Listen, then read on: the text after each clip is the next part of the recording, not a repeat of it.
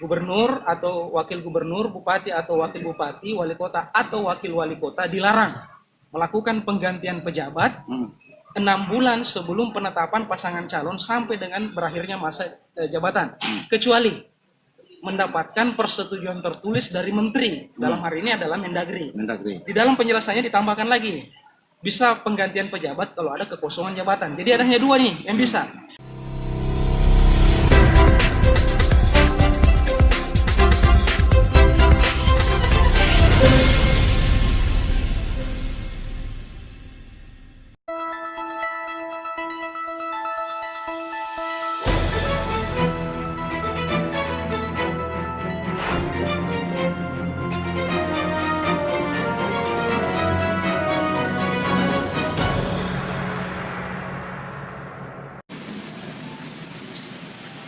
Baik, assalamualaikum warahmatullahi wabarakatuh. Selamat sore, selamat bertemu kembali bersama kami dalam obrolan jelang maghrib atau ojek.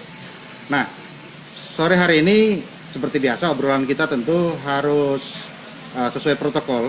Ya, saya menggunakan masker, juga narasumber saya menggunakan masker, dan nanti dalam setiap sesi perbincangan obrolan kita juga akan melakukannya dengan rileks dan santai. Oke.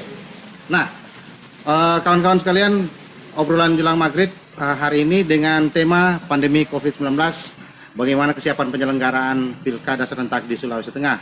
Nah, sesuai dengan tema tentu narasumbernya juga harus ada hubungannya dengan tema yang kita maksud.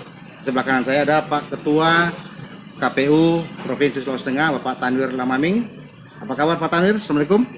Waalaikumsalam. Kabar baik. Alhamdulillah. Nah, selain Ketua KPU Sulawesi Tengah ada juga Ketua Badan Pengawas Pemilu Bawaslu Sulawesi Tengah, Pak Ruslan. Apa kabar Pak Ruslan? Kabar baik. Alhamdulillah. Nah, yang mau minum kopi Pak Ruslan sama Pak Tanwir boleh juga sambil minum kopi. Nanti kopi untuk Pak Ketua. Mungkin seharian ngopi Pak ya. Baik, Pak Tanwir, saya panggil Pak Ketua berdua. Obrolan jalan maghrib ini kan memang kita selalu siarkan secara langsung di laman Facebook Podcast Palu. Nanti juga teman-teman yang ada di yang menyaksikan obrolan kita ini bisa berpartisipasi kalau misalnya mereka ingin bertanya. Mungkin bisa langsung dijawab kalau ada hal-hal yang mungkin masih mengganjal terhadap penyelenggara, terhadap pengawas, atau mungkin hal-hal yang mereka mungkin belum paham, bisa dijelaskan. Baik, Pak Ketua, sebagai penyelenggara pilkada, Ketua KPU Sulawesi Tengah, ini yang menjadi sorotan utama karena saat ini detik-detik pendaftaran para bakal calon ini sudah semakin dekat, tanggal 4 September. Nah, sementara hari H pencoblosannya adalah tanggal 9 Desember. Nah, sampai saat ini kesiapan dari KPU seperti apa Pak Ketua? Ya, pada dasarnya kami kan sudah dari dulu siap. Ya. Artinya kita ini sekarang menjalani semua tahapan saja. Kalau kemarin kan tahapan verifikasi faktual sudah, proses coplik sementara berjalan pada penyusunan daftar pemilih hasil coplik ke PDP. Sekarang ini kita menghadapi pencalonan di mana tanggal 28 sampai tanggal 3 itu kami umumkan. Dan ini kami sudah melakukan pengumuman ke beberapa media, baik cetak maupun online, untuk menyampaikan terkait dengan masa pendaftaran di tanggal 4 sampai tanggal 6 September ini. Regulasinya bagaimana? Apakah sudah semuanya siap? Ya, saya kira tidak ada masalah kita terkait dengan regulasi. Kita ini kan sisa ada mungkin perbaruan-perbaruan dalam bentuk SE, dari itu pun cepat kita transfer ya, kita sampaikan ke teman-teman yang akan, karena kan belum ada calon ini. Jadi yang kita hubungi itu adalah partai politik yang memiliki kursi yang mungkin nanti pasti mereka akan menjadi pendukung utama dari para calon yang akan berkonsentrasi. Nah, Pak Ruslan, Bawaslu sendiri kesiapannya saat ini seperti apa? Kalau kita lihat kan dari beberapa bulan terakhir ini kan para bakal calon termasuk partai politik pendukungnya juga sudah mulai menyiapkan dirinya, menyiapkan alat-alat kampanye, alat-alat promosi diri dan sebagainya. Kalau Bawaslu kesiapan saat ini seperti apa? Ya, kesiapan kelembagaan itu teridentifikasi dari SDM. Jadi jumlah SDM sudah terbentuk, ini sampai di tingkat kelurahan desa. Ya. Kemudian yang berikutnya adalah dari sisi kapasitas. Jadi kami secara rutin melakukan kegiatan, ada yang berbasis tatap muka, misalnya untuk bimbingan teknis, ada juga yang daring untuk pengawas kita mengetahui, menguasai dan bisa melaksanakan aturan dalam rangka pengawasan tahapan pemilihan kepala daerah. Jadi dari sisi kelembagaan sudah, dari sisi menguasai aturan juga sudah. Nah, sesuai dengan tema ini, Pak Ketua KPU dan Ketua Bawaslu, kita ini kan baru kali pertama menghadapi pilkada serentak dalam kondisi yang pandemi seperti ini. Ada hal-hal baru tidak di penyelenggaraan yang saat ini mungkin masih agak canggung dilakukan karena pandemi? Ya, tentu resikonya adalah penyesuaian ya. Banyak hal-hal yang kemarin kita anggap biasa, sekarang ini menjadi kenormalan baru. Ya, misalnya pada saat pendaftaran calon, itu kan di PKPU 6 jelas. Betul. Bahwa pada saat pendaftaran calon itu pun dibatasi hanya pada ketua dan sekretaris partai, kemudian bakal calon, pasangan bakal calon ini, misalnya kalau provinsi ya bakal calon gubernur dan bakal calon wakil gubernur itu dibatasi pendaftarannya. Maksudnya yang masuk ya pada saat pendaftaran. Yang masuk dalam KPU dalam KPU untuk pendaftaran. Tidak ada lagi gerombolan, tidak lagi kerumunan yang menyebabkan diindahkannya protokol COVID ini. Itu juga berlaku setelah misalnya calon itu mendaftar. Ya, pada kampanye saat, dan sebagainya itu juga. pasti akan berlaku. Ya, ada ketentuan-ketentuan, ada pembatasan tertentu, yaitu di misalnya di kampanye. Di TPS juga begitu, dari 800 menjadi 500. Kemudian ada standar-standar khusus, misalnya harus menggunakan semua pemilih, apalagi penyelenggara itu harus menggunakan standar protokol COVID, masker, sosial, kemudian sarung tangan untuk di KPPS ya. Kemudian juga kita menyiapkan masker sekali pakai untuk pemilih yang kemungkinan tidak menggunakan. Oh, itu yang masuk di hal yang baru masuk di PKPU ya? Saya kira yang tadi kita bicarakan itu hal-hal baru. Kan selama ini kan tidak pernah orang pakai masker datang mendaftar, kerumunan silahkan. Sekarang kan tidak kita hindari seperti itu. Tetapi solusinya adalah kita perkuat di siaran langsung daring gitu ya? Ya, daring. Kalau Bawaslu seperti apa, Pak Ruslan? Ya. Soal itu karena dia sudah menjadi salah satu instrumen, tentunya juga menjadi konsentrasi daripada pengawas. Jika kemudian di lapangan ada ditemukan tidak penerapan protokol kesehatan, tentunya yang dilakukan tidak serta-merta langsung pada sanksi hukum. Jadi tapi ada saran perbaikan, saran untuk misalnya menerapkan protokol kesehatan dalam penyelenggaraan tahapan pemilihan itu. Jikapun kemudian itu tidak dilakukan, maka ada langkah-langkah berikutnya. Tapi selama ini yang kami evaluasi dalam bentuk saran juga itu sudah langsung dilakukan perbaikan. Nah, sambil ngopi Pak Ketua. Ya, makasih. Silakan. Pak Ruslan ngopi ya? Ya, saya ada ini. Ada air putih. Baik. Nah, kawan-kawan sekalian, bicara soal pilkada di era pandemi tentu seperti disebut Pak Tandir Lamaming tadi, bahwa ada hal-hal baru yang mungkin agak canggung dilakukan oleh para peserta terhadap terhadap aturan, juga canggung dilakukan oleh masyarakat gitu ya. Termasuk tadi ada aturan yang membatasi para pendukung untuk bergerombol masuk saat mendaftar dan sebagainya. Mungkin itu juga yang akan dilakukan oleh KPU terhadap penyelenggara ketika masa kampanye sudah berlangsung. Nah, Pak Ketua, yang paling menarik sistem elektronik yang mungkin sudah akan diberlakukan. Kesiapannya sampai sejauh mana? Untuk perhitungan? Ya, perhitungan. Ya, saya kira ini kan masih proses. Masih proses. Ya. Tapi secara nasional itu juga sudah sudah diterapkan kan? Sudah akan diterapkan ya.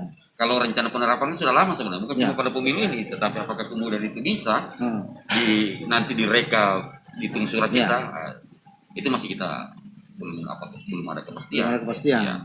Meskipun riset itu tetap dilakukan. Artinya bisa jadi akan dilakukan pada pemilu kali ini atau bisa jadi juga bisa jadi di pemilu berikutnya. Ya. Nah, melihat kondisi pandemi yang semakin bukan tidak bisa dikontrol, Pak Ruslan, tapi kondisi pandemi yang sampai saat ini tidak ada traffic menurun, tentu ini juga menjadi hal-hal yang menjadi perhatian Bawaslu ketika nanti penyelenggaraan pilkada serentak nanti ini berlangsung. Bawaslu sudah menyiapkan hal-hal yang menyangkut protokol atau seperti apa? Saya pikir kalau untuk protokol dari sisi sekretariat itu sudah ada dukungannya, dan saya pikir juga itu bukan hanya menjadi tugas daripada penyelenggara, itu juga saya pikir menjadi konsentrasi daripada pemerintah. Ya. Sehingga dalam kerangka itu kami lebih fokus khususnya pada proses pengawasan yang merupakan bagian substansi dari penyelenggaraan pilkada. Jadi misalnya pengawasan pencegahan pelanggaran, kemudian jika ada pelanggaran maka melakukan proses penindakan pelanggaran, baik itu pidana, administrasi, pelanggaran hukum lainnya maupun pelanggaran etik. Kemudian yang ketiga adalah penyelesaian proses sengketa pemilihan. Jadi kami konsentrasi di pelaksanaan tugas kewenangan yang kami maknai itu adalah untuk peningkatan kualitas penyelenggaraan pilkada. Tantangannya apa? Kalau kita lihat ini kan berbeda dengan pilkada-pilkada atau pemilu sebelumnya. Ada hal yang baru tadi yang seperti kita bicarakan dengan Pak Tanwir. Tantangannya apa, Pak Ketua? Tantangan yang pertama dan seperti yang kita jelaskan tadi, penyesuaian penerapan protokol kesehatan. Kemudian yang kedua adalah pengaplikasian ataupun melaksanakan pemeriksaan atau koordinasi dengan cara daring ini. Nah, ini juga terbatas, misalnya signal yang tidak bagus, kemampuan SDM menjalankan itu, kemudian juga dukungan regulasi untuk mengakui terkait dengan pemeriksaan melalui daring itu bisa memperoleh kepastian hukum. Intinya ada kaitannya dengan keadaan wabah pandemi COVID-19, itu juga menjadi tantangan. Tapi walaupun demikian tantangannya, secara perlahan regulasinya mulai dibakukan oleh Bawaslu RI untuk kemudian tantangan-tantangan tersebut itu mulai diatasi dengan juga ada kebijakan untuk beberapa bagian dilaksanakan tatap muka, tapi dengan ketat penerapan protokol kesehatan. Nah, apakah di dalam aturan di regulasi baru ini juga disebutkan kalau misalnya para peserta dan para pendukungnya ini tidak menggunakan protokol kesehatan kemudian mendapat teguran dan sebagainya, apakah ada juga di regulasi itu? Saya pikir di peraturan teknis penyelenggara KPU khususnya itu mencantumkan itu seperti yang disebutkan oleh Pak Ketua tadi, sehingga ketika itu tidak dipatuhi ataupun dilanggar, maka langkah pertama adalah memberikan saran perbaikan, saran untuk kemudian itu dipatuhi. Dalam praktek selama ini kami sudah selesai di situ. Ternyata kemudian semuanya sadar, patuh untuk kemudian mematuhi apa yang disebutkan di dalam peraturan itu. Nah, Pak Ketua, ini detik-detik untuk pendaftaran semakin dekat. Hari ini tanggal 28. Sudah adakah bakal calon yang kemudian sudah mulai konsultasi ke KPU? Sejauh ini belum ada. Ya, kalaupun ada itu sifatnya parsial. Ada partai-partai yang cuma datang bertanya mungkin berapa kursi. Meskipun terkait dengan itu kan kami sudah mengumumkan ya syarat pencalonan, terutama untuk 20% dari 20% kursi ya, kemudian 25% dari totalitas suara sudah kami umumkan. Kadang ada, tetapi sifatnya bukan nama calon, bakal calon, tapi partai pendukung. Partai kadang ada bertanya atau datang ke kantor. Sejauh ini belum ada. Sejauh ini belum ada. Iya. Kalau Bawaslu melihat sejauh ini, apakah alat-alat kampanye atau alat promosi yang berada di lapangan itu masih wajar atau ada yang mungkin dianggap melanggar dan sudah mendapat teguran? Iya. Terkait dengan alat peraga kampanye dan bahan kampanye, untuk Bawaslu mengatakan ini melanggar atau tidak, itu harus ditentukan. Ada instrumen yang harus dipenuhi terlebih dahulu. Tentunya berbasis pada aturan. Yakni terlebih dahulu ada surat keputusan KPU yang menyebutkan bahwa di lokasi ini, zonasi di jalan ini dilarang dipasangi alat peraga kampanye atau bahan kampanye. Jadi ada zonasi dulu yang menyebutkan itu. Kemudian yang kedua adalah ukuran yang melebihi ketentuan. Jadi ada batasan ukuran maksimal. Kemudian yang ketiga adalah desain dan materi. Jangan sampai memuat larangan kampanye di situ. Nah, ketika itu ada, maka Bawaslu akan mengeksekusi, mengatakan bahwa ini pelanggaran sesuai dengan dasar hukum ini. Tapi bentuknya sekarang kalau di pemilu, di pilkada maksud saya adalah kewenangan Bawaslu sebatas memberikan rekomendasi tertulis kepada dalam hal ini ke KPU. Karena eksekusi untuk pelanggaran administrasi itu ada di KPU. Jadi tinggal kemudian ada waktunya, ada kontennya untuk kemudian kami memberikan rekomendasi dengan justifikasi bahwa APK dan bahan kampanye ini melanggar. Sehingga kalau untuk saat ini karena aturannya belum ada, belum waktunya, belum ada pasangan calon, maka belum bisa kami menjustifikasi bahwa ini melanggar atau tidak. Nah, di KPU sendiri instrumen-instrumen termasuk APK itu kan nanti akan menjadi KPU yang menyiapkan APK para saat kampanye kan. Tetapi sebelum kampanye seperti disebut Pak Ketua Bawaslu tadi itu, apakah KPU sudah melihat di lapangan hal-hal yang mungkin dianggap melanggar aturan dan ya itu tadi sama dengan pandangan kami dengan Bawaslu bahwa ini kan tahapannya. Jadi susah kita mau mengatakan bahwa ini melanggar sementara tahapan belum berjalan. Tetapi kan di kondisi yang seperti saat ini kan alat peraga kampanye itu kan kita lihat sudah sangat banyak berseliweran. Tapi mungkin karena itu belum menyangkut, belum melanggar seperti yang disebut. Nah, ini yang lagi happening, yang lagi silakan Pak. Terkait dengan hal itu, jadi benar apa yang disampaikan oleh Pak Ketua KPU, belum tahapannya. Nanti itu masuk tahapan kampanye. Ada pasangan calon dulu ditetapkan, baru masuk tahapan kampanye. Nah, kalau kemudian hal itu dianggap tidak wajar, menurut saya, jika kemudian ada aturan daerah yang melarang akan hal itu, yang tidak memperbolehkan akan hal itu, setidaknya pemerintah daerah melalui perangkatnya, misalnya Satpol PP, melakukan pengamanan, penindakan. Tapi dalam hal ini tidak bisa, tidak adil. Ketika menyangkut petahana, aman balihonya, tapi semua di lokasi yang dilarang harus kemudian ditertibkan. Tapi instrumennya adalah peraturan daerah, kalau ada. Nah, sejauh ini kalau kita lihat kan yang saya menyambung tadi yang agak yang terputus, yang lagi happening kan Bawaslu soal ada beberapa calon yang tidak memenuhi syarat. Nah, mungkin saya bertanya ke KPU, nanti kan Pak Ruslan juga bisa membantu menjawab. Ada beberapa syarat yang mungkin harus dipenuhi oleh pasangan bakal calon. Termasuk juga misalnya ketika petahana yang yang diatur agar dia tidak melakukan hal-hal yang melanggar selama masa larangan itu, dan itu kemudian terjadi. Yang terjadi di Banggai, yang terjadi di Sulsel di Banggai ya. Morowali Utara. Mungkin bisa dijelaskan apa yang mereka langgar mereka ini? Ya, kalau berdasarkan rekomendasi Bawaslu kan yang sampai ke teman-teman Kabupaten Banggai, bahwa mereka melakukan pelantikan dalam kurun waktu yang dilarang ini kan. Itu peraturan mana yang mereka langgar? Ya, di samping undang-undang pemilihan tentu juga adalah peraturan KPU terkait dengan pencalonan. Nah, tapi tentu bagi kami bahwa membicarakan ini masih tabu juga. Kenapa? Tahapannya belum masuk. Meskipun rekomendasi Bawaslu itu sudah kami terima. Ya tentu kami akan menindaklanjuti terkait dengan rekom Bawaslu, tapi pada saat tahapan ini sudah jalan. Berarti pasangan yang kemarin disebutkan sudah tidak mau TMS itu, tidak memenuhi syarat itu sekarang masih belum ada pasangan. Belum ada pasangan.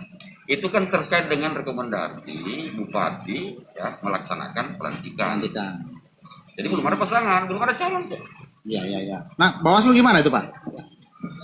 Tentunya ketika ada perbuatan, dugaan pelanggaran, pengawas tidak bisa melakukan pembiaran. Karena ketika dia melakukan pembiaran, maka pada prinsipnya dia gagal melaksanakan prinsip profesionalitas sebagai pengawas. Sehingga akan menindaklanjuti setiap laporan atau temuan terkait dengan dugaan pelanggaran itu. Sekaitan dengan pelanggaran penggantian pejabat, ini diatur di pasal 71 ayat 2 Undang-Undang Pemilihan yang menyebutkan kurang lebih seperti ini. Gubernur atau wakil gubernur, bupati atau wakil bupati, wali kota atau wakil wali kota dilarang melakukan penggantian pejabat 6 bulan sebelum penetapan pasangan calon sampai dengan berakhirnya masa jabatan, kecuali mendapatkan persetujuan tertulis dari menteri, dalam hari ini adalah Mendagri. Di dalam penjelasannya ditambahkan lagi, bisa penggantian pejabat kalau ada kekosongan jabatan. Jadi ada hanya dua nih yang bisa, izin tertulis dari Mendagri, dan yang kedua adalah ada kekosongan jabatan. Misalnya kepala daerahnya meninggal kemudian yang bisa menggantikan dia adalah Itu wakilnya pun- atau sekretaris gitu ya. Itu pun kekosongan jabatan yang dimaksud itu hanya bisa dilakukan untuk PLT, pelaksana tugas, tidak bisa ada pelantikan di situ. Nah, ketika pelanggaran itu ada, tentunya Bawaslu akan melakukan proses penanganan pelanggaran yang berdimensi 3 jenis pelanggaran. Ya. Yang pertama, jenis pelanggaran pidana pemilihan. Ya. Ini diatur dalam pasal 190 Undang-Undang Pemilihan. Berbicara tentang pidana pemilihan, berarti di sana ada sentra gakumdu yang akan melakukan proses penanganan pelanggaran. Pelanggaran. Kemudian yang kedua Pidananya. adalah pelanggaran hukum lainnya. Nah, berarti pelanggaran hukum lainnya ada instansi yang akan menindaklanjuti rekomendasi Bawaslu. Berarti dalam hal ini kami sampaikan ke Mendagri dan atau ke gubernur sebagai perwakilan dari menteri. Menteri. Kemudian yang ketiga adalah pelanggaran administrasi pemilihan. Dalam hal ini rekomendasi dan kajian kami sampaikan ke KPU. Nah, sekarang sekaitan dengan pertanyaan pelanggaran administrasi tadi itu yang kami sampaikan ke KPU.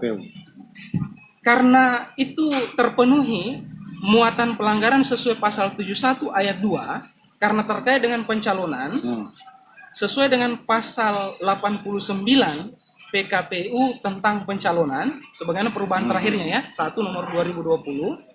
Di pasal tersebut 89 menyebutkan petahana dinyatakan TMS jika ada A dan ada B. Huruf A-nya sama redaksinya dengan pasal 71 ayat 2. Jadi jika melakukan pelanggaran penggantian pejabat seperti yang saya sebutkan tadi, maka sesuai dengan pasal 89 pencalonan, KPU menyatakan tidak memenuhi syarat. Berbeda halnya kalau di pasal 90. Kalau pasal 90 ini ketika ditetapkan sebagai pasangan calon. Jadi rekomendasi sudah ditetapkan sebagai pasangan calon baru masuk rekomendasi. Disitulah rekomendasi Bawaslu pembatalan sebagai pasangan calon. Jadi berbeda nih isi rekomendasi sebelum penetapan pasangan calon TMS, sesudah penetapan pasangan calon pembatalan sebagai pasangan calon. Pembatalan. Iya. Sekarang berarti masih dalam TMS, berarti dia masih punya upaya lain, masih bisa menempuh upaya lain. Yang jelas mungkin bukan ranahnya kami menjawab. Karena namanya TMS kan tidak memenuhi syarat, berarti dia bisa masih punya kesempatan untuk melengkapi syarat-syarat itu atau mengoreksi syarat-syarat yang dilanggar, Pak Ketua. Saya sebenarnya menghindar membicarakan itu. Bukan menghindar bagaimana, karena memang tahapannya belum masuk. Belum jalan tahapan. Artinya kita ini tidak ingin mendahului takdir. Kita ini kan tidak tahu apakah orang ini mau mencalonkan diri, apakah memiliki kursi, sehingga bukan juga hal bukan maksudnya kenapa kita katakan bahwa ini sama dengan kita mendahului takdir. Tetapi kalau secara konstruksi hukum, ya kalau misalnya kami nyatakan nanti TMS, misalnya ya dia tuh punya upaya hukum. Tentu ada upaya hukum. Ya pasti keputusan kami saya katakan. Begitu juga kalau kami menyatakan TMS, pasti juga ada.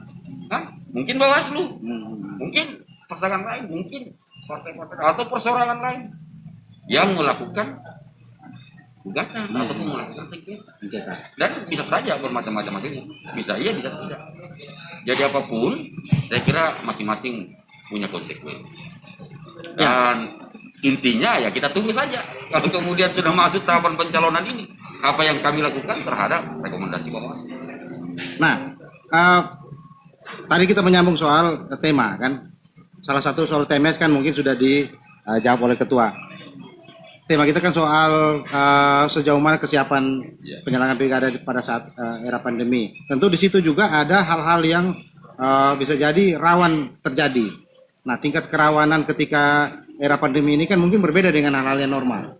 Nah, KPU sudah melihat itu dan menyiapkan antisipasi atau seperti apa? Sejauh ini ya satu kesyukuran kita sih bahwa sebenarnya kalau dari sisi pandemi ini kan Sulteng ini kelihatannya tidak terlalu bagaimana ya dibanding wilayah lain. Ya, grafiknya landai-landai saja. Kadang kemudian sembuh, kadang kemudian muncul lagi 1-2. Jadi saya kira kalau terkait dengan persoalan itu kami tidak terlalu tingkat kerawanan itu. Ya, kerawanan ini justru kami khawatirkan di wilayah-wilayah beberapa kabupaten, ya ada 1-2 kabupaten yang mungkin ya kejadiannya kan ya ada misalnya ada operasi kan. Nah ini memang jadi kendala dan insya Allah juga kami akan membicarakan dengan teman-teman Bawaslu, dengan teman-teman Polda, karena ini terkait dengan distribusi logistik. Bagaimana memastikan kemudian wilayah-wilayah ini bisa hal-hal yang menyangkut ya teknis di luar dari apa bencana non alam ini kan. Nah, yang lebih kami khawatirkan ya bencana alam dan hal-hal seperti tadi. Karena Sulawesi Tengah kalau melihat geografisnya, ada beberapa daerah yang mungkin kesiapan kesiapan pilkadanya harus dilakukan mulai dari sekarang misalnya, karena mungkin aksesnya jauh. Dan koordinasinya memang dari awal. Ya. Nah, mengatasi misalnya ada daerah-daerah yang blank spot, daerah-daerah yang susah dijangkau dalam transportasinya mungkin agak susah, mungkin komunikasi juga agak susah. Apa yang sudah dilakukan Bawaslu, KPU sekarang untuk saya mengatasi kira ini kan hal-hal yang selalu kita hadapi dari pemilu. Jadi saya kira sebagai penyelenggara kami juga sudah tahu, sudah siap, sudah mengantisipasi itu. Sebab masalah pemilu ini itu juga yang berulang-ulang. Ini kan sejarah yang berulang-ulang terus. Sehingga saya kira kalau sebagai penyelenggara kita tentu sudah siap bagaimana mengantisipasi, menyiapkan penyelenggara NU kita di tingkat bawah, menyiapkan yang wilayah-wilayah yang yang relatif sangat sulit kita jangkau.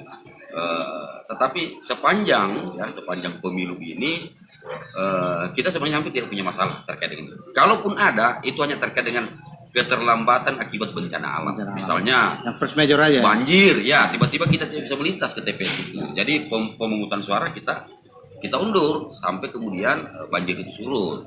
Tapi kalau hal-hal lain ya sepanjang yang kami ketahui dan sepanjang saya di KPU, kita tidak memiliki begitu banyak masalah. Ya. Ada pertanyaan Pak Ketua dari netizen, pemirsa kita, untuk mengantisipasi kadaluarsanya PKPU, apa yang sudah dilakukan? Ada PKPU yang sudah kadaluarsa kah? Sepanjang tidak ada aturan baru, maka aturan itu masih berlaku. Saya tidak ada penyebutan PKPU kadaluarsa. Tidak ada penyebutan PKPU regulasi yang kadaluarsa maksudnya. Pertanyaan dari netizen. Nah, Pak Ketua, Pak Ruslan tadi soal tingkat kerawanan pada saat pandemi, Bawaslu ini kan menjadi sesuatu yang penting dalam hal pengawasan. Hal-hal yang rawan menurut Bawaslu adalah masalah netralitas ASN, kemudian juga adalah politisasi bantuan sosial. Oh, itu kalau petahana ya? Iya. Politisasi bantuan sosial ini kan, ini terkait dengan pasal 71 ayat 3 di Undang-Undang Pemilihan. Jangan sampai kemudian kepala daerah, berarti petahana maupun non petahana, memanfaatkan momen COVID-19 ini untuk kemudian kepentingan politik praktis. Apalagi kalau menggunakan sumber daya negara, sumber daya daerah, aset-aset daerah digerakkan untuk kemudian membangun citra positif yang pada akhirnya diarahkan untuk politik praktis menguntungkan yang bersangkutan atau pasangan calon nantinya. Nah, demikian pula terkait dengan mobilisasi ASN ataupun netralitas ASN ini juga menjadi salah satu konsentrasi di masa pandemi ini. Baik. Nah, karena kita berada di obrolan jelang maghrib, tentu penutup kita sebelum azan maghrib berkumandang. Karena hal yang paling penting adalah hal yang menyangkut urusan ke atas.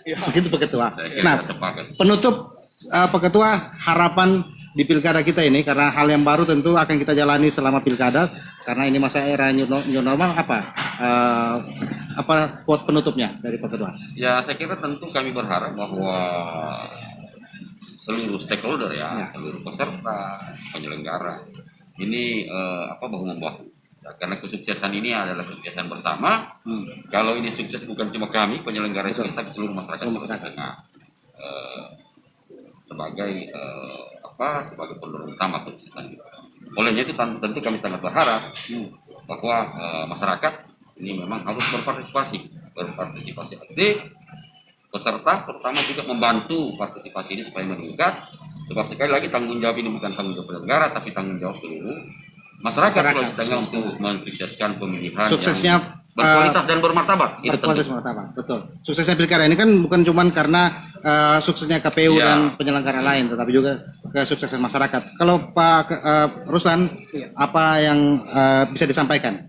Ya, menyambung tadi Ya, itu, silakan. kesuksesan tadi itu, dari sisi pengawas, tentunya berharap publik masyarakat bisa mengetahui potensi-potensi pelanggaran, sedini mungkin bisa melakukan kegiatan pencegahan, mencegah pelanggaran itu. Jika kemudian tetap ada pelanggaran, maka tolong diberikan informasi awal atau memberikan laporan tertulis kepada pengawas untuk kami tindak lanjuti dengan segera sesuai dengan peraturan.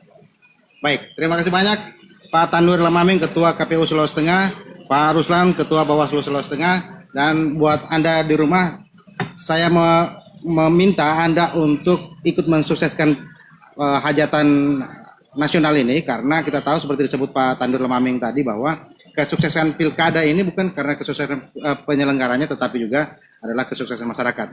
Saya ingatkan juga Anda untuk turut berpartisipasi untuk menyebarkan informasi ini dengan cara share video live ini ke akun-akun media sosial Anda, dan juga jangan lupa untuk menyukai halaman ini Palu Podcast agar teman-teman yang berada di belakang layar itu bisa juga membantu mensukseskan apa yang sudah diharapkan oleh kita semua. Terima kasih Pak Tanwir, terima kasih Pak Ruslan, terima kasih untuk Anda semua. Kita ketemu lagi di lain kesempatan. Selamat sore, Assalamualaikum warahmatullahi wabarakatuh. Cirarong. Ya, salam corona Pak.